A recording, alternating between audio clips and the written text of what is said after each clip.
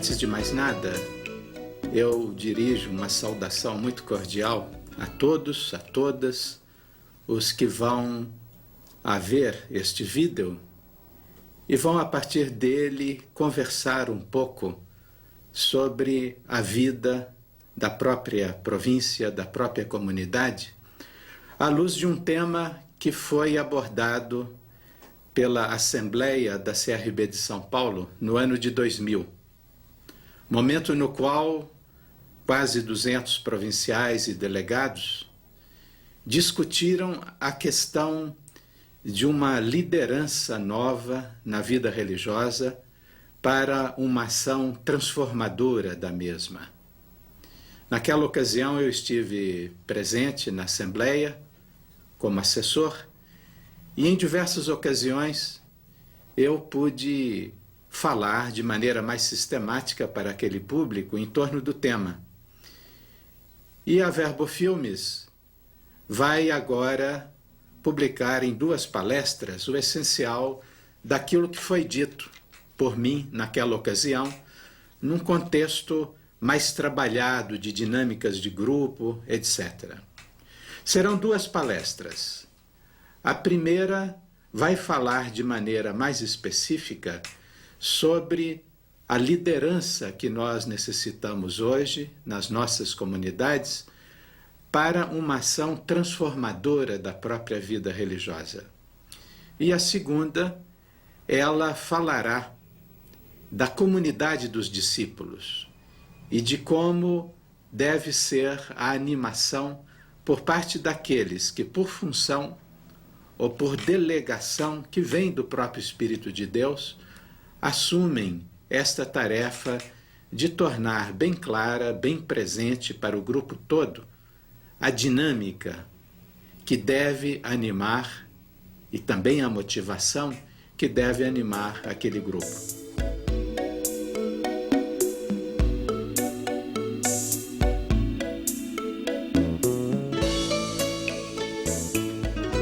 Vamos situar primeiro um pouquinho este tema. Ele tem 2 referências principais. A primeira é a temática da refundação, que há cerca de 4 ou 5 anos nós temos tomado como um objeto muito central da nossa reflexão. Não se trata aqui de retomar toda a temática ou mesmo de tentar sintetizá-la em poucas palavras. Ela fica como um certo pano de fundo para o que aqui vai ser dito. No entanto, vejam,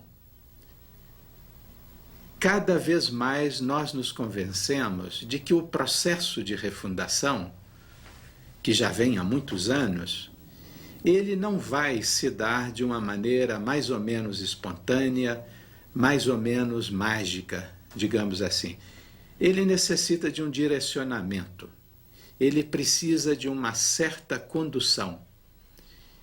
E é exatamente sobre esta condução que nós vamos falar aqui. Eu vou usar o termo liderança. Liderança transformadora. Outras pessoas preferem o termo animação, ou mesmo a palavra coordenação. Nós estamos dizendo mais ou menos a mesma coisa. Eu tenho a impressão de que nos ambientes de igreja, seja entre o clero diocesano, na ação pastoral, no episcopado, seja também na vida religiosa ou mesmo em movimentos leigos, nós temos um certo receio em usar a palavra liderança. Nós preferimos o termo animação.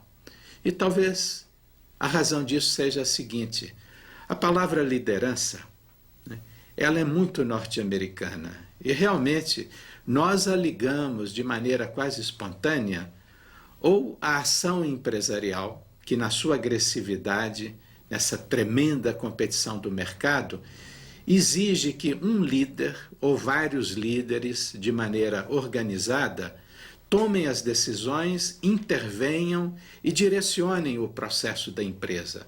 Caso contrário, ela tem poucas chances de sobrevivência. Então o termo se torna muito empresarial. ele é muito ditado em função da lógica do lucro, da produtividade.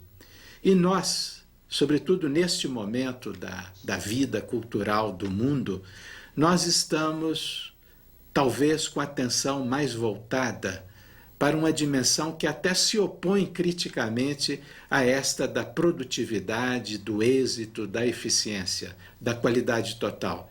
É a dimensão do cuidado de si, a dimensão que leva o próprio grupo e os dirigentes do grupo a estarem atentos àquilo que se dá em cada um, ao clima que se cria, à densidade qualitativa e afetiva que o grupo vive.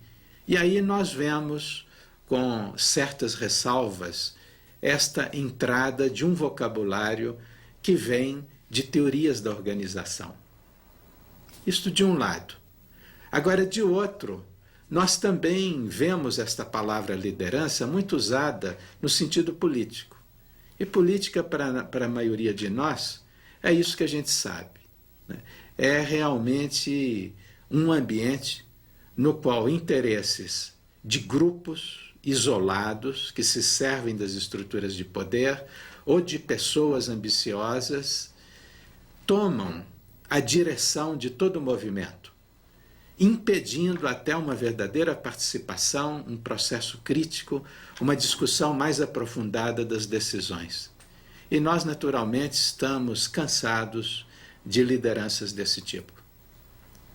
Agora, no entanto, eu penso que exatamente neste momento da vida consagrada, após mais de 30 anos de um trabalho que usou de muitos recursos, de muitas maneiras de falar, exatamente neste momento nós precisamos falar de liderança mesmo. Em que eu me baseio para afirmar isto?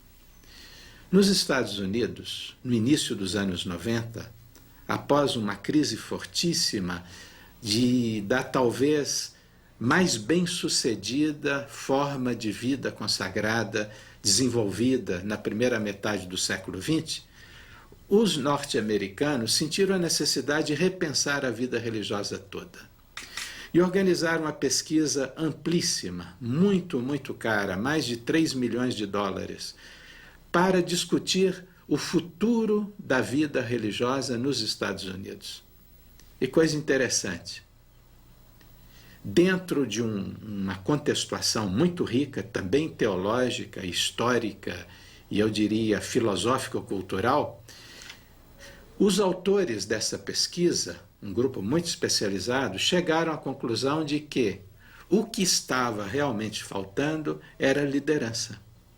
Era clareza sobre a situação, o processo, as causas, a conjuntura com seus elementos determinantes e as possibilidades de encaminhamento para um futuro diferente, para a reconstituição ou a constituição de uma nova figura histórica de vida religiosa.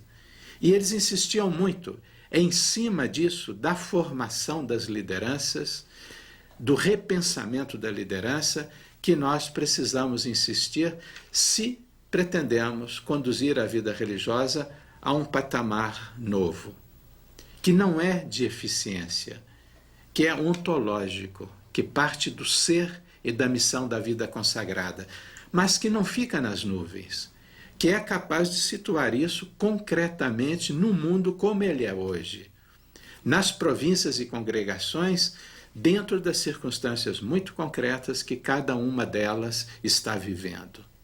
Por essa razão, eu aqui quero falar de liderança e de liderança para uma ação transformadora. E essa segunda expressão, ação transformadora, ela é muito importante. Nós já perdemos hoje um pouco aquele senso de onipotência, um tanto ingênuo, que talvez tenha caracterizado análises que nós fazíamos, por exemplo, nos anos 60, no imediato pós-concílio, ou nos anos 70, quando havia um otimismo, uma certa euforia em torno das possibilidades de a própria vida consagrada se transformar e de ser um agente muito efetivo na transformação da realidade da igreja, das comunidades, dos movimentos e do próprio processo de formação da nossa democracia. Nós sofremos muito, nós perdemos em parte essas ilusões, mas fica o outro ponto. A vida consagrada, como a própria comunidade cristã, a igreja, ela se define teologicamente como uma presença do reino, ou seja, como um sinal profético.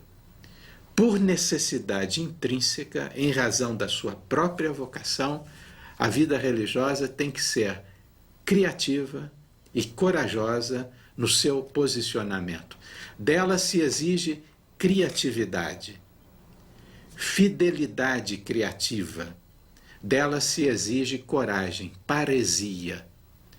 Todas essas expressões estão presentes no texto do Sínodo dos Bispos sobre a vida consagrada, na Vita Consecrata. Aí se pede da vida consagrada no século XXI esta paresia, coragem, esta criatividade e esta fidelidade à ação do Espírito Santo numa proposta de transformação. E o horizonte nosso, o ponto de referência, a dinâmica que nos sustenta é a do caminho de Jesus, que é uma encarnação não no mundo dos bem constituídos, dos ricos, dos detentores do poder, dos que determinam a organização e a dinâmica das coisas, dos processos da economia, da política, da cultura, da própria religião. O que está no âmago da nossa proposta é uma aprendizagem evangélica deste caminho que nós vemos muito claro é entre os mais pobres, os mais abandonados. É com eles que se faz o nosso compromisso e é com eles que nós estabelecemos a nossa caminhada. Esses elementos, eles são importantes para nós entendermos a nossa ação transformadora. Ela não vai ter a ambição desses grandes processos que vão revolucionar tudo. Ela vai se fazer mais nas coisas pequenas, mais atenta ao cotidiano, mais atenta às pessoas, mas com a capacidade crítica de entender o processo global, de analisar adequadamente a refundação à luz da dinâmica do processo cultural e sociológico no qual nós vivemos hoje. Nós precisamos realmente entender os mecanismos que subjazem a todo este mundo que nós chamamos de sociedade neoliberal, processo de privatização, globalização. Em todo este universo, nós precisamos situar o fermento profético e transformador que a vida consagrada recebe como dom de Deus, mas que tem que cultivar e que tem que expressar concretamente em seu trabalho, em suas obras, em sua maneira de viver. A animação da vida consagrada, a liderança transformadora da vida religiosa, nós a devemos situar neste contexto. E nós o ligamos hoje a toda esta visão que está surgindo em torno da palavra refundação, que eu não vou analisar aqui. Então vejam, contra este pano de fundo, eu penso nós podemos situar a questão da liderança, o tema da liderança.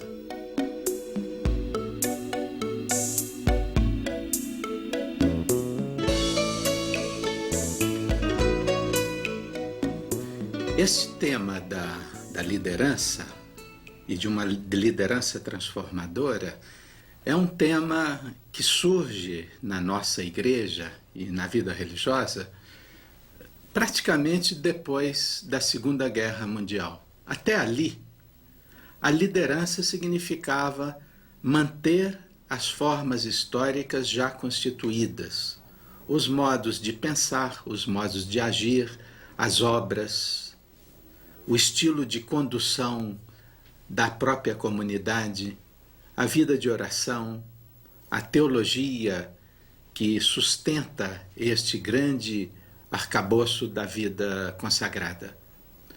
Não havia nenhuma preocupação em fazer um confronto de tudo isso que foi instituído ao longo de séculos e séculos com as transformações e mudanças que se davam de maneira cada vez mais acelerada na sociedade civil, na cultura, no pensamento, nos costumes. O século XIX foi um século tremendamente fechado em termos de confronto com essas mudanças. Agora, a guerra mundial, as duas guerras, por sinal, né, o fenômeno da urbanização, a aceleração dos meios de comunicação, a escolarização, o pluralismo, inúmeros outros aspectos das transformações obrigaram, notem bem, obrigaram a vida religiosa e a própria igreja a se dizerem: nós precisamos nos rever ao menos um pouco. Só que esse pouco foi se ampliando. É uma revisão de estruturas, é uma revisão de objetivos, é uma revisão de estratégias, é uma revisão do próprio sentido daquilo que nós somos e do para que nós somos, da missão. E nós estamos, a nossa geração, a minha geração, está exatamente dentro deste processo. E aí se tornou necessário nós falarmos de liderança. Porque, como eu dizia no início, as coisas não surgem por geração espontânea. De alguma maneira, alguém, não necessariamente uma pessoa, deve conduzir este processo de reflexão, de ação e de revisão estrutural e organizacional, não só da espiritualidade.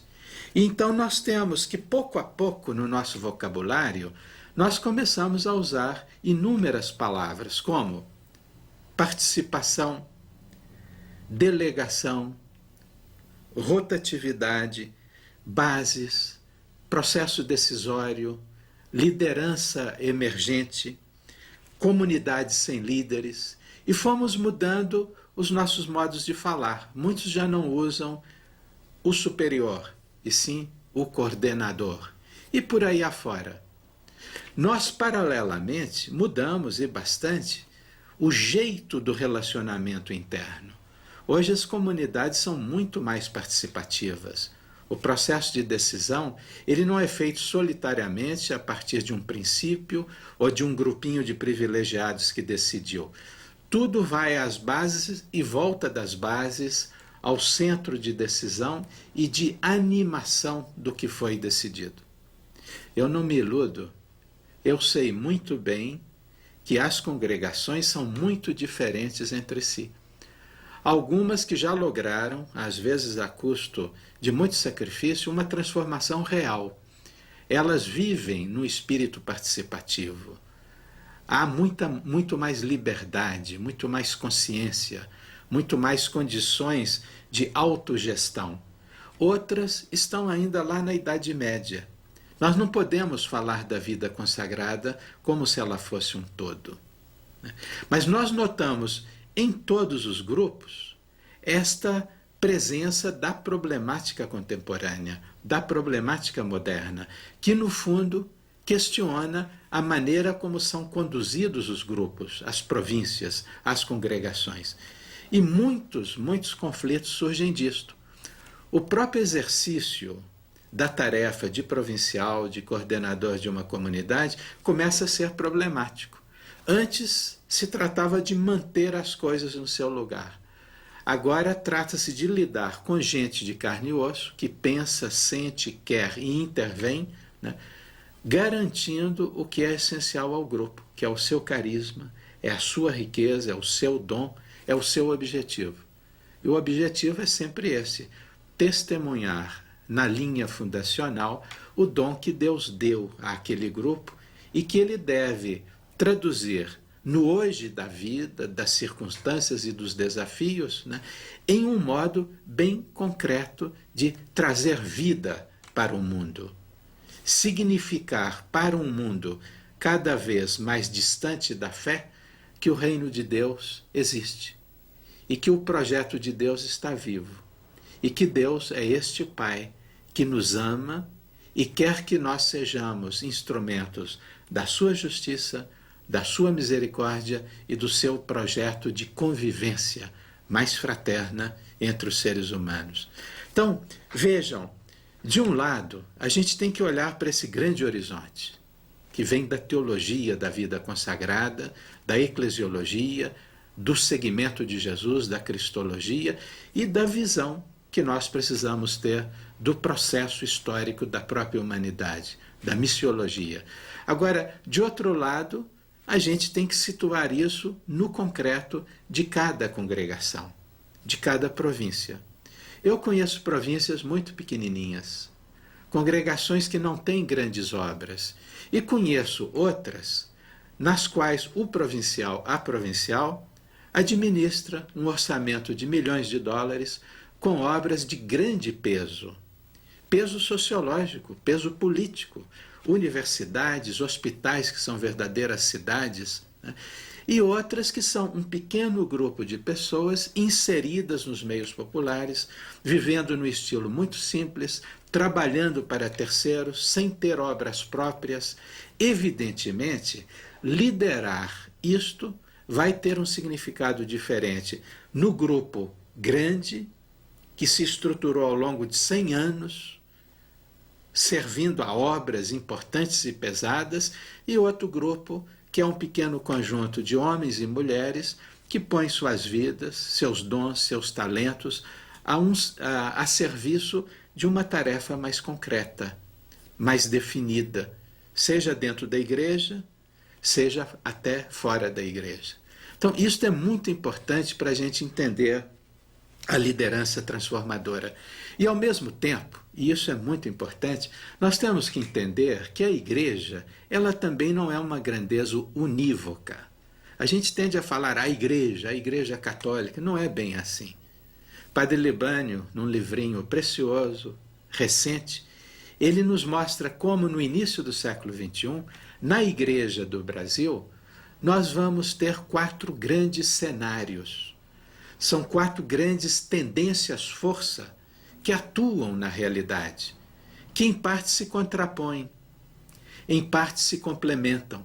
E é muito diferente eu liderar um grupo de religiosas ou religiosos no cenário A, no cenário B, C ou D. E quais são esses 4 cenários? Vocês podem depois ler o livrinho dele.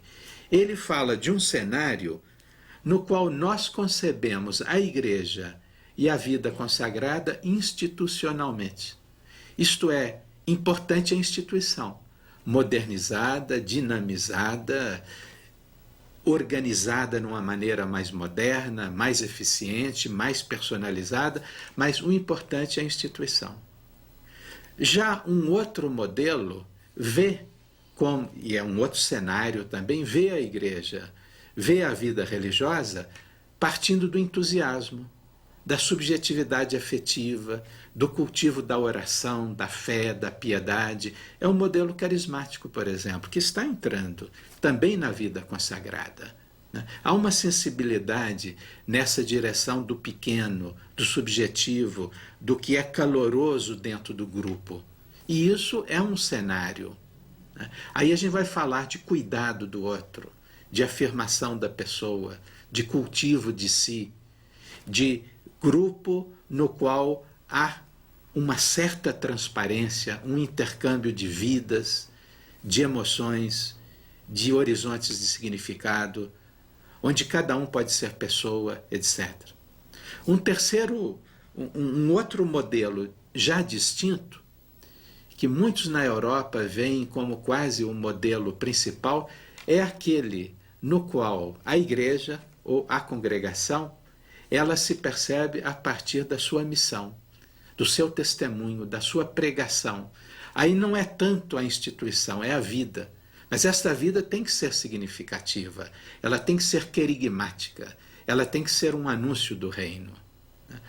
O 4º cenário, ou a 4ª direção que o Libânio vê presente hoje na igreja e na vida consagrada do Brasil, é aquele que polarizou mais, por exemplo, a minha congregação, e muitas congregações, sobretudo femininas. É um modelo entre aspas, da vida religiosa inserida, daquela que faz uma opção de vida e de missão, né, situada a vida, situada a missão, dentro do destino participado com o povo mais pobre. Aí entra a opção pelos pobres, entra a temática da enculturação, entra a temática da libertação.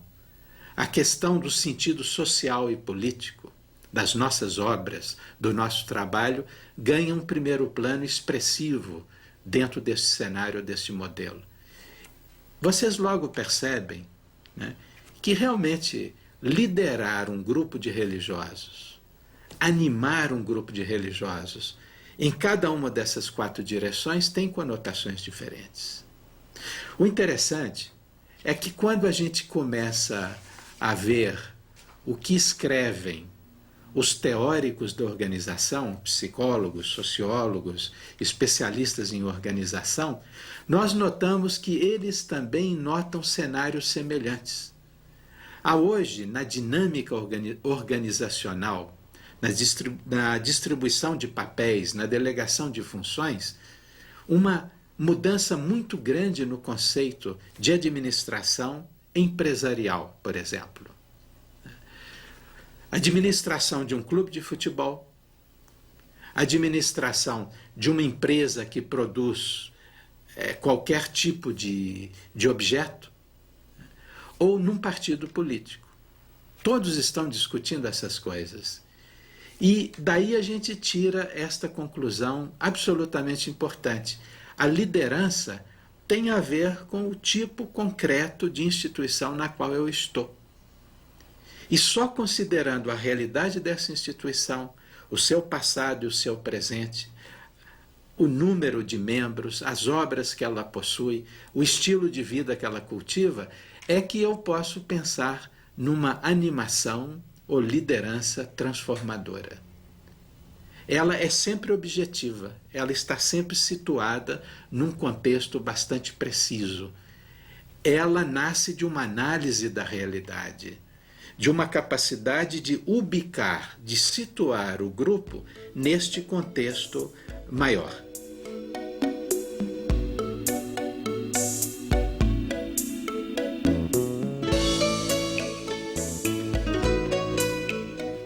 Um dos maiores estudiosos das mudanças no campo da organização e da administração, Francis Likert, ele, em um dos seus livros, ele descreve 4 perfis dominantes que ele encontrou analisando centenas de organizações, inclusive religiosas, sobretudo nos Estados Unidos. Mas isso se difundiu muito Brasil afora. Ele fala a um tipo de organização que é eminentemente autocrático, quer dizer, manda o líder. Outro é delegacional. O líder delega para segundos e terceiros, mas mantém sempre a última palavra e o controle. Parece ser hoje muito mais eficiente que o modelo de autocracia. Agora, um terceiro tipo é consultivo. Estabelece-se uma rede de comunicação e consulta muito grande, mas é um board, um corpo consultivo e diretivo que diz a última palavra. E a partir daí se exige a observância do que está determinado. É um modelo consultivo. E há um outro que é um modelo benevolente. Ele aparece com muita frequência na vida religiosa. Benevolência aqui significa eu quero ser bom, eu quero ser boazinha com as irmãs.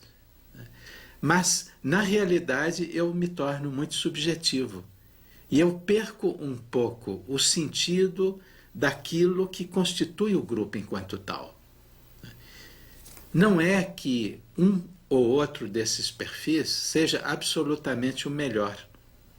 Evidentemente, na concepção que nós temos hoje, um modelo autocrático de cima para baixo é coisa superada.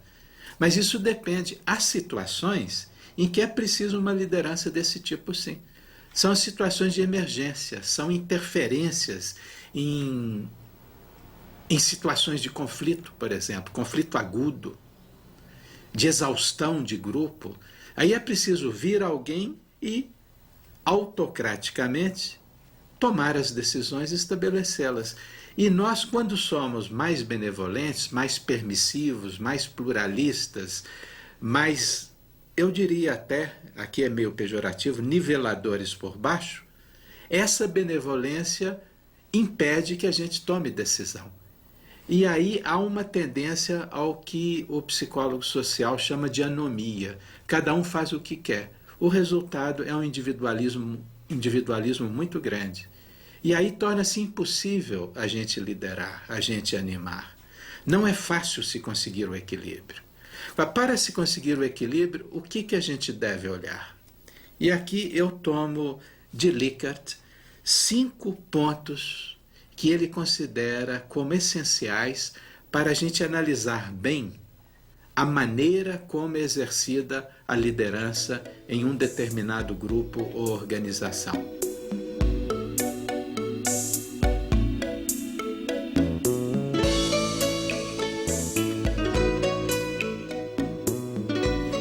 O primeiro ponto é o seguinte: como se dá o fluxo real da direção? Como se dão os encaminhamentos dos assuntos de interesse coletivo? Qual é mesmo a estrutura de decisão e de atuação, de direção que o grupo possui? Segundo ponto que ele considera como importante: como se dá a comunicação? A comunicação vertical entre as instâncias e os níveis, também entre as pessoas, e a comunicação horizontal, envolvendo também os diretores maiores. Há uma comunicação, ou portas de comunicação, canais de comunicação, que permitam, de fato, uma discussão correta, fraterna, nós diríamos no ambiente religioso, né? Objetiva, livre, na qual cada um pode se expressar, ou a comunicação, os fluxos de comunicação são direcionados. Terceiro ponto que ele considera fundamental é aquele que olha as motivações que fazem com que os membros se associem ao grupo, respeitam e assumam os seus objetivos, as suas propostas e dão ou não dão o que tem de melhor de seus talentos para que o grupo avance e para que a própria pessoa possa se sentir motivada e realizada com o trabalho conjunto. Evidentemente, e isto hoje é importante, também com um razoável nível de satisfação pessoal. Vocês percebem que nesse nível aqui das motivações, a gente já se refere a aspectos que são psicológicos de cada indivíduo, psicológicos do grupo e também teológicos. Porque para nós, na vida consagrada, a motivação última, ela vem do Espírito Santo de Deus, o qual nós temos que escutar, acolher e, discernindo, seguir filialmente, com confiança, com honestidade, com transparência. O outro ponto que ele analisa, isso aparentemente é mais das empresas, mas vale para nós, é o do controle, ou digamos assim, da avaliação efetiva da qualidade do trabalho. A gente vai levando e fica tudo mais ou menos por isso mesmo, ou a gente para e reflete? Onde foram os erros? Por que esse erro foi adiante? Quais são os pontos positivos? Bem avaliados, como eu posso levá-los para adiante? Isso a gente tem que fazer quando anima uma província, uma comunidade, uma obra de igreja. Do contrário, nós ficamos só com motivações espirituais, com a piedade de cada um, suas boas intenções e seus objetivos. Agora, este controle efetivo de qualidade, ele se dá com referência ao que está acontecendo de fato. E eu penso que isso é que é importante a gente entender. E o quinto ponto, que Likert acentua muito, é a maneira como é feita, como se estabelece a tomada de decisões e como ela é processada. Eu estou cansado de ver grupos e congregações que numa assembleia muito participada, com motivações adequadas, entusiasmo do grupo, se tomam decisões, mas depois não se encaminham. E aqui que entra a animação. É passar da intuição que gerou entusiasmo para uma ação na qual isso é praticado efetivamente. E aí é que se dá o controle de qualidade. É nessa aplicação do decidido no cotidiano, na vida, nas obras. E aqui entra um elemento fundamental que é nosso, da vida consagrada, de grupos que têm objetivos propriamente humanos, é a necessidade de cada um tornar sua a decisão de todos. E isto se dá no mistério da consciência de cada um. E aqui eu penso o superior, o animador, o líder, ele deve cultivar uma atitude de profundo respeito às decisões de cada um. Porque este é o nível da consciência pessoal. Nós ali devemos estar não cobrando e exigindo, mas acompanhando, cuidando, incentivando, provocando. E aqui há um problema para nós, quando exercemos um cargo de chefia, é como a gente vai manter esse respeito e como a gente vai trazer a cada um, mesmo quando essa pessoa está em crise, o que é a proposta coletiva, a decisão de todos, o que o grupo se propõe. São vários elementos que eu penso nós devemos retomar. No folheto que vai acompanhar o vídeo, há uma série de indicações de como vocês depois em grupo, de maneira concreta, poderiam usar esse tipo de referencial para estarem analisando o tipo de liderança que existe aí concretamente entre vocês.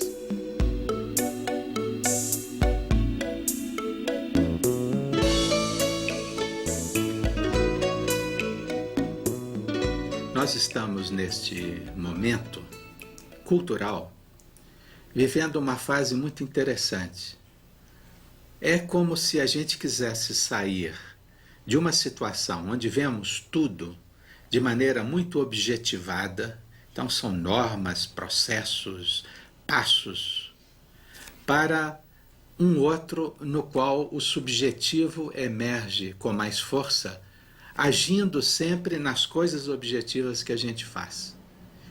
Esta acentuação da subjetividade, naturalmente, pode levar a uma dispersão. Cada um cuida de si. Aí entra uma concepção muito liberal que frequentemente pode conduzir um grupo à seguinte filosofia: eu tiro o máximo proveito da instituição e que ela não venha me chatear muito. Quer dizer, eu uso a instituição.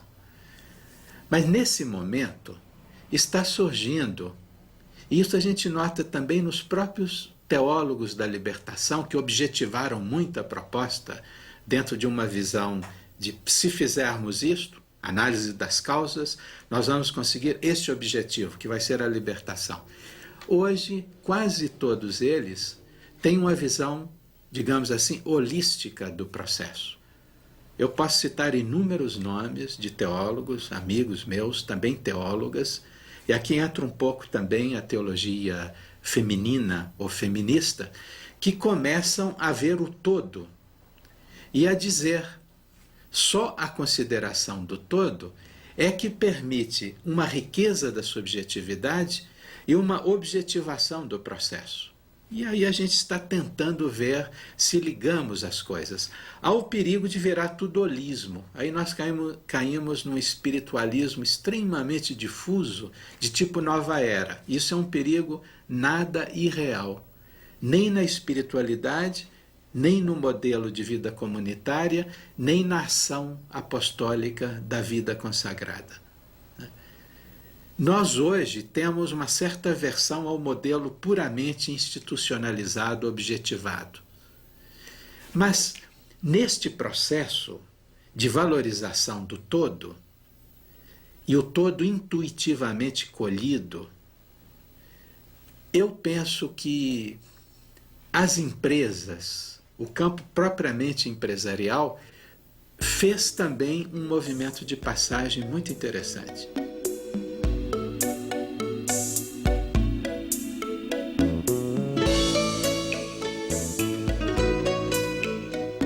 Eu tenho um livro que se chama Administração Holística, de um brasileiro que trabalhou nas grandes empresas de São Paulo, chama-se Mendes Ribeiro. E ele diz, hoje as empresas multinacionais, as quais eu assessorei, têm uma visão voltada para o todo. Eu estou lendo do texto. Estão muito mais atentas à motivação pessoal dos membros e menos orientadas para a maximização da produção. Porque antes era a produção, o lucro, a cadeia de produção. Agora o ser humano passa a ser mais considerado. E ele descreve isso da seguinte maneira. Me permitam, eu vou ser quase verbal, é quase uma citação o que eu vou dizer, comentando aqui e ali. Ele diz assim, este novo modelo de administração holística trabalha no nível dos valores, notem a expressão, dos valores, das emoções, da segurança pessoal, do pertencimento, a famosa pertença, vestir a camisa, da tranquilidade subjetiva. E todos esses aspectos se referem a todos os membros da instituição. Não é aquela meia dúzia de marajás que tem um clube de campus, um psiquiatra, um sociólogo, um personal training para manter a fitness, a qualidade corpórea, mas todos, mesmo quando a empresa tem 1.000 funcionários, 2.000 funcionários. Ele continua, isso eu acho fundamental para nós pensarmos uma animação criativa e transformadora da vida consagrada. Ele diz, o grande desafio desse modelo de administração holística é o de compatibilizar a liberdade com a ordem, sem perder de vista a eficácia, a criatividade. Esses são os elementos que hoje os empresários discutem. E ele diz, por que é difícil a gente compatibilizar liberdade e ordem? Por quê? Porque liberdade tem a ver com o pessoal, o criativo, o intuitivo. E ordem tem a ver com a definição de sequências, clareza de objetivos, rotinas, definição de funções, etc. E dinamizar uma instituição é aliar as duas coisas. E aí a gente sente a tensão. Ou ainda, liberdade exige descentralização, exige participação real de cada um, né? Exige ação em rede. Eu não posso mais ter uma linha de produção. Em cada nível eu tenho que quebrar e ali dentro ver aquele conjunto, aquele todo. E depois compatibilizar todas as partes. Também as dimensões. Por exemplo, a dimensão mais humana, afetiva, de realização, de satisfação, de pertença. A outra de exercício de uma função. Um é coordenador, o outro é enfermeiro, o outro é professor, o outro é pároco, o outro é encarregado disso ou daquilo. Isso tem que ser compatibilizado, né? E também compatibilizar a ação daquele grupo, daquela obra, com o grande objetivo da congregação, neste país, no mundo todo. E ver isso na dinâmica relacional com a problemática do mundo hoje, onde estão as urgências da missão. E descentralizar nesse sentido não é uma coisa fácil. A nossa tentação é centralizar, é chamar ao coordenador todas as funções e é desconfiar da possibilidade de se trabalhar em rede, dando autonomia a cada grupo. Então, esse jogo da ordem, do controle, da centralização, e o outro da descentralização, da rede, das parcerias e da autonomia de cada nível, coisa que até o direito canônico considera na organização da igreja, o princípio de subsidiariedade, né? Isto cria uma certa dificuldade para o superior hoje. E talvez seja por essa razão que pouca gente hoje quer ser superior. E coisa interessante, muitas vezes, os que se recusam a aceitar, eles ficam como uma espécie de quinta coluna crítica, que do camarote crítico metem o pau naquilo que se tenta fazer e se omitem. Isso não é nada raro, né? E isso é um torpedeamento que atrapalha muito o crescimento de todo o grupo, que eu estou falando é de uma concepção holística, nessa discussão da maneira concreta como o grupo quer ser liderado e precisa ser liderado. O que ele espera do papel de cada um daqueles que estão na coordenação. O que esperam do coordenador central, das coordenações parciais e dentro de cada obra, até chegar ao pequeno grupo e a comunicação dentro deste pequeno grupo. Eu termino esta parte mostrando a vocês um gráfico. Notem bem, esse gráfico aqui eu o tirei exatamente do livro que eu acabo de citar. E coisa muito interessante, notem lá à esquerda no alto. O autor, ele começa com a palavra valores e missão. Ele acha que se uma empresa não tiver consciência dos valores que a fundam e constituem e da missão que ela holisticamente está assumindo, ela não pode, e aí é a parte inferior do gráfico à esquerda, não pode entender as necessidades, os problemas, os impasses da própria instituição e das outras instituições e do mundo com o qual aquela organização trabalha. Agora, se eu articular missão, valores e necessidades do grupo e dos outros, aí eu começo a definir objetivos, que são de todos. E esses objetivos me permitem elaborar políticas. Porque liderar é ter políticas. Isso não é coisa do político em época de eleição, não. Isso é o processo de ter alguma racionalidade naquilo que a gente é, naquilo que a gente sente, naquilo que a gente quer, naquilo que a gente faz. E essa política, e aí que está a grande atividade do líder, do animador, ela elabora estratégias. Ela define táticas e ela propõe passos que podem ser avaliados. Ou seja, ela constitui um projeto. Uma organização, uma comunidade, uma obra de igreja, pode ser uma paróquia, pode ser um centro de produção de vídeos, pode ser um grupo que anima a linha de justiça e paz, trabalha com centro catequético.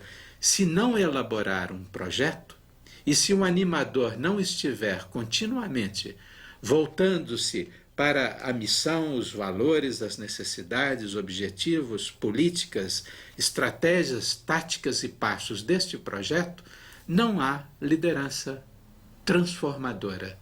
Porque a transformação, e aí pela terceira vez eu repito, ela não se faz automaticamente, magicamente, através de geração espontânea. Ela é uma construção de seres inteligentes que têm coração e que têm cabeça para pensar e que agem dentro de uma visão que todos, pouco a pouco, entendem melhor, tornam sua e permite ao grupo projetar-se para dentro da realidade de maneira transformadora. Eu agradeço a atenção. Leiam, por favor, as orientações escritas e tentem voltar aos conteúdos que eu apresentei para vocês, fazendo-os presentes na situação concreta que vocês vivem.